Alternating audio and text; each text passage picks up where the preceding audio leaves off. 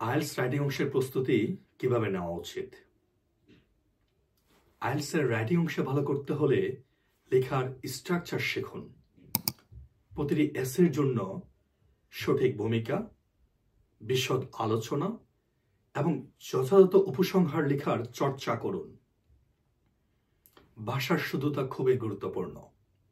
ব্যাকরণগত ভুলগুলো পরিহার করে লেখার অভ্যাস করুন এবং একই সাথে সঠিক স্থানে সঠিক শব্দ লেখার অভ্যাস করুন।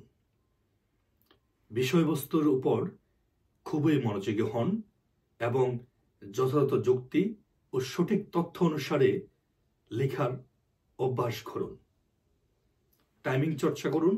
60 মিনিট সময়ে 2টি টাস্ক লিখতে পারা নিঃসন্দেহে অত্যন্ত গুরুত্বপূর্ণ, তাই সময় ধরে ধরে অনুশীলন করুন। মডেল এসে পড়ুন। আইএলটিএস রাইটিং টাস্ক 1 এবং আইএলটিএস রাইটিং টাস্ক 2 এর জন্য যত ধরনের মডেল এসে পড়ার সুযোগ রয়েছে নিয়মিত পড়ুন, যা আপনাকে লেখার শৈলী সম্পর্কে সঠিক ধারণা দিবে।